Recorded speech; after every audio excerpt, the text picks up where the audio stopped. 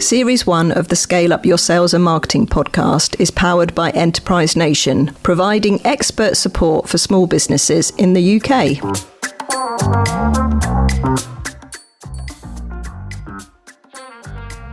Welcome to episode 7 of Scale Up Your Sales and Marketing podcast. This week we're going to be talking about navigating networks with Leisa. Tell us more, Leisa. Well, thank you for that. So this is quite an interesting title, isn't it? Navigating networks. And I could have called this a number of things. And in fact, the initial title for this particular episode was about man marking. And then I thought, we might actually lose some of our listeners because they might think all of a sudden we've started to talk about football. So we've come back to navigating networks. And I'll talk you through what I mean by that. So this is in the context of sales. Obviously, this is a sales episode. This is a sales and marketing podcast. And this is about building your network. So your sphere of influence within the potential customer or client that you want to do business with. Let me just explain what I mean by that. So it is really dangerous and really not advisable to build your whole relationship, interaction, way of doing business with a particular business centered around one person. So you, as the business owner, the account manager, the sales director, dealing exclusively with your counterpart within the business that you are doing business with. The reason is people move on. People move on. People don't always see eye to eye. So actually, if you are putting all of your eggs into that one basket and that relationship breaks down, essentially you've got to start from scratch. So I'm going to give you a couple of examples because some of you are probably thinking, well, that's all very well and good, but I'm a one-person business. How can I expand my sphere of influence within that organisation when it's just me? But I want to give you some examples of how you absolutely can do that, both as a one-person business and as a bigger business that has a team of colleagues working around you. So let's start with an example. So I had an interaction with a client a few weeks ago and she was telling me about how she'd secured a new wholesaler for her product. So she was very excited about that. It was a step change in her business, which meant that she was going to be able to finally get her product into more locations. She'd met the buyer and she was due to go back to this particular business to meet the buyer again. So she was telling me that she went to meet the buyer and unfortunately, the buyer was delayed in another meeting. So rather than sit in reception, she asked if it was possible for her to go through and spend some time with the sales department. So they were like, yeah, sure, because obviously they felt a bit bad, didn't they, that she was potentially going to be sitting in reception for an hour. So yeah, they said, yeah, why not come through? So they let her go through into the sales department where she sat, she had a coffee, she chatted with them, she talked about her business. You know, this is one-to-one. This is her sitting alongside one of the telesales operatives who would essentially be taking orders for her product from their customers. And she got to know that department. She got to know how they work. She got to know the days that they make calls, to take orders. Yeah. She got to know that, they always call so-and-so on a Tuesday at 2:00 because that's when they're winding down for the day, etc. But this is the best bit. They shared customer data with her. So customer data in the sense of these are some amazing customers who we can't wait to talk to about your product. So they were really seeing the benefit of her spending time with them to get to know who they were, what they did, what their job role was, how they would be working with her to grow her brand and ultimately grow their business. And in return for her taking the time to get to know them, they exchanged information with her. This wasn't sensitive information. This was just information that would help her because actually working together was of mutual benefit to both businesses. So now, new relationship, which was centred exclusively around her and the buyer, now expands to multiple departments. So she knows the lady on reception. She knows the lady on reception who she knows her name. She knows how to say hi. She knows 3 people in the sales department. She knows the person who popped in and made her a cup of coffee. So her sphere of influence now within that organisation is more than just one person. And that is really important. Now, I'm going to give you another example. So when we contact prospects on behalf of clients, so typically we're doing this over the telephone, we would phone up and say, hi, it's Lisa from, etc., etc.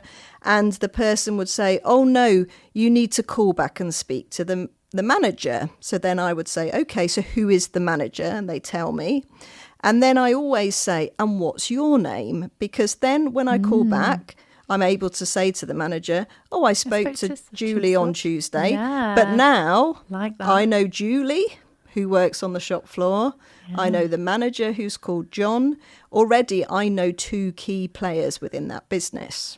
So again, I'm starting to grow my sphere of influence. So that's an example of how you can use your telephone interactions to build a picture of the individuals that work in that business. If you're doing it on email, it's still possible. So I think I shared this with you recently, Vic, and to me, this is sort of straightforward of what we do. But you said, oh, I never even thought of that. So, when you send emails and you get an out of office, usually you get an out of office and it says, hi, I'm away on holiday till blah, blah. For inquiries relating to the shop, contact da, da, da. For inquiries relating to goods in, contact da, da, da. Now, do you actually do anything with that information? No, I would normally just delete it. And I loved what you said. So you need to add this to your CRM system, add it to your spreadsheet. So now you know the name and the contact information for the person in goods inwards. You know the name and the contact information for the person that deals with the orders for the shop. Again, you're starting to build this network within this one business. So imagine you found this business that you want to speak to about your products or services. You've called them. They've told you their name and the name of the boss. You've then emailed them because that person who gave you the name of the boss has also given you the boss's email. And now you know goods in, the shop, the finance department. So in 2 interactions, so this is building on similar to your touch points. In 2 interactions, you now know 5 individuals in that one business. And you could be saying, oh, well, that's all well and good, but only one of them has the ultimate decision-making authority. Yeah, that's true. But these are all people that you can pick off. Sorry, that sounds really awful. To get to that decision maker and actually really start to demonstrate that you are interested in and keen to understand more about that business. So what I do quite often is I also have sort of one day a month where I do what I call like a field visit day. So I will pop out to actual various outlets that we've been contacting and introduce myself and find out. So again, I would get to know the person who works in the cafe, the person who works behind the butchery counter, whatever that looks like. I'm using a farm shop as an example. So again, I'm really building my contacts and navigating the network of that one particular business to demonstrate I'm getting to know them and I know a lot about them, but also ensuring that if the person who I am dealing with is off sick, leaves, moves on, I can pick up the phone to somebody else and find who their replacement is. So that's really important. So that's how you can use your ability to navigate networks as a single person business to actually build a fuller picture of the business that it is that you're wanting to do business with. And I think as well, just to build on that slightly before I move on, is this really helps in your email communications as well, because this gives you something new to talk about. So this gives you the opportunity to say, oh, I visited on this day and noticed this.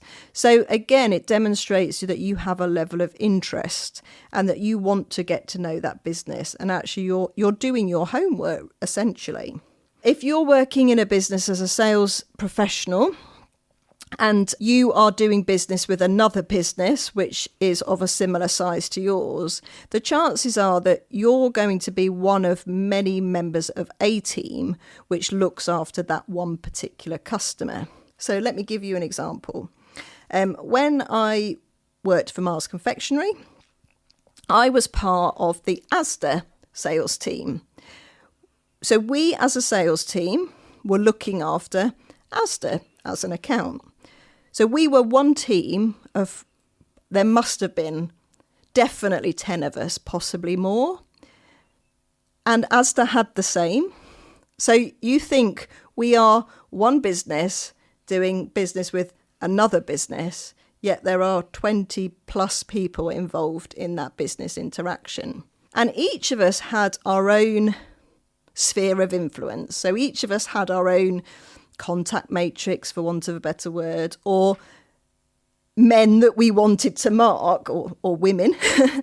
But that was really, really important because people don't always get on, as I've said. So if your interaction with that business is all centered around two people, then that is a really dangerous position to be in. It could be make or break, couldn't Absolutely. It? And that did and does happen. So as a team of individuals, all working on one account or working with one business, we all had our equivalent within, in this instance, Asda, and it was our responsibility to build and nurture that relationship because we all had a really clear role to play in delivering the ultimate objective, which was to work collaboratively to grow both businesses. So it's really important, if you're a bigger business, to allow your team to make those connections.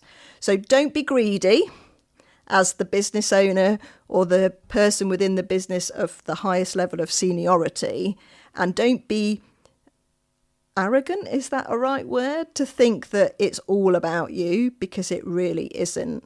Do you know what?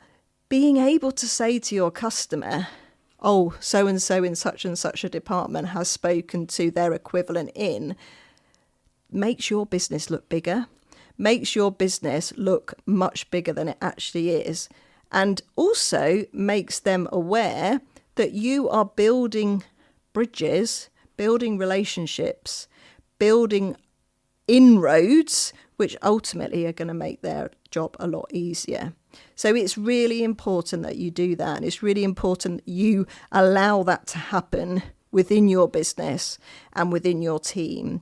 Encourage your team, give your team permission to actually build those relationships and really nurture them, because ultimately it's going to make your job a lot easier. So I think just in terms of this navigating networks and man marking, and how man marking when it's one-on-one is actually really dangerous, is that the reason we're doing this is because we want to always be knowing as much as we can possibly know about that business that we're dealing with. And this is so interlinked with a lot that we've talked about in terms of touch points, making yourself visible, generating desire and interest, is that actually if businesses are really working together well and collaboratively, there should be no secrets. There should be no problem with you having access to somebody within a department, which is going to help grow, foster and nurture the working relationship. So I would really encourage you as a one-person business to get out, get into whatever outlet it is that you need to go into to build up a picture of that particular customer. Regardless of whether you're a single person business or you're a business with multiple individuals all working for one or on behalf of one customer, don't overlook any person or any role within any department that is going to help you do better business. So I used the example earlier about the lady on reception.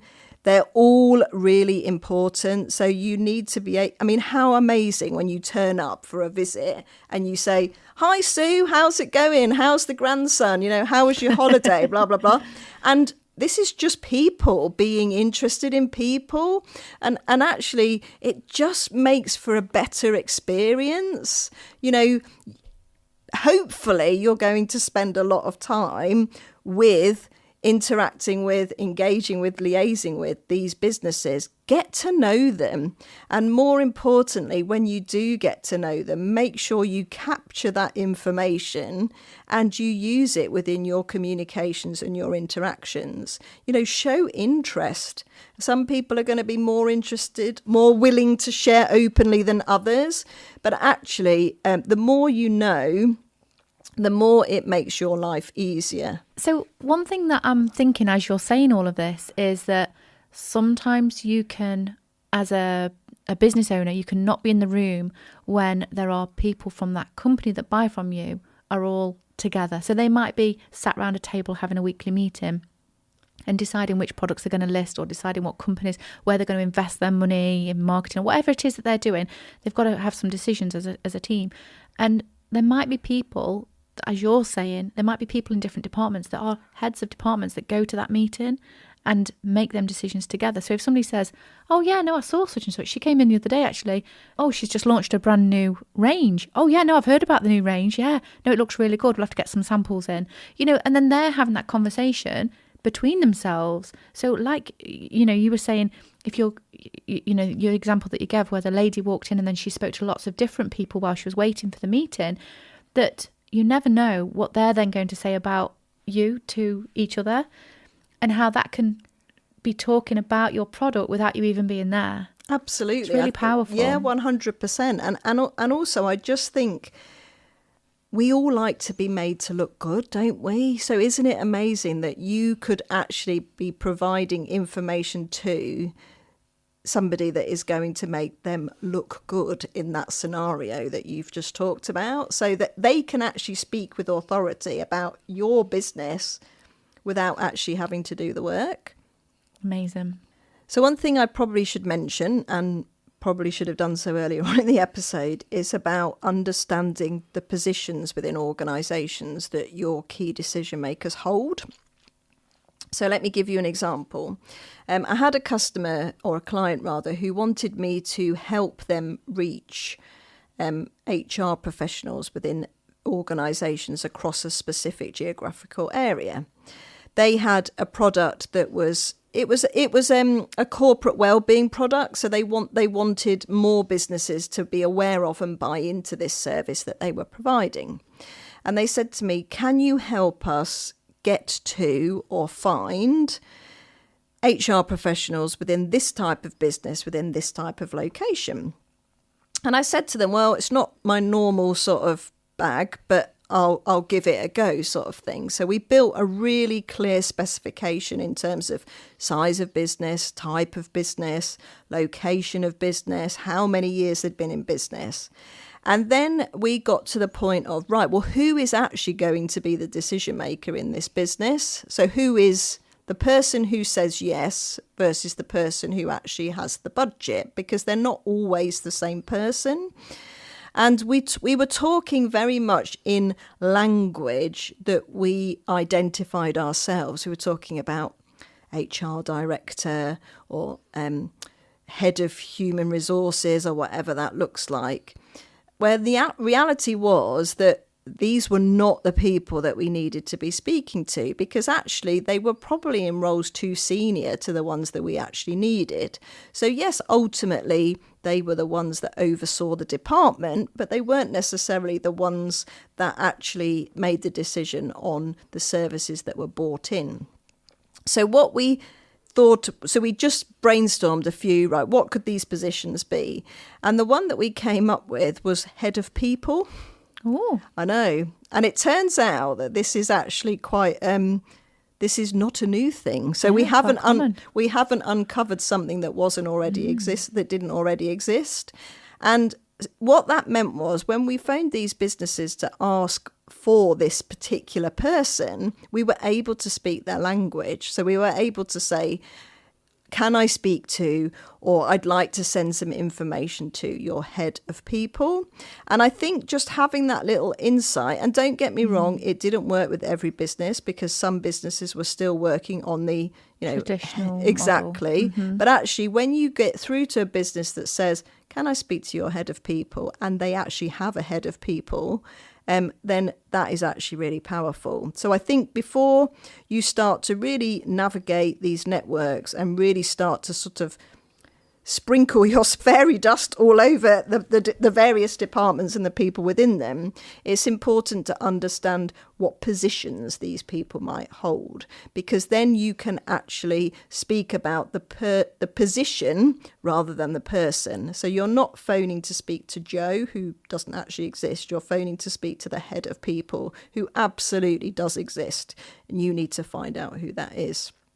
That brings us to the end of today's episode. I hope I've given you some food for thought and highlighted the importance of maximising your sphere of influence and being able to navigate the networks of the businesses and the customers that you do business with.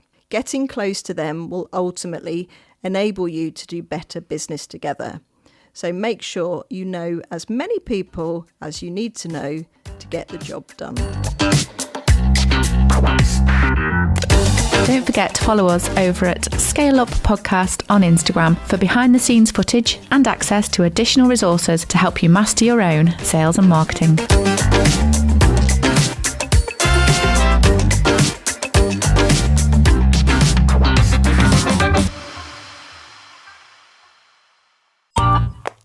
This has been a Monkey Pants Productions podcast.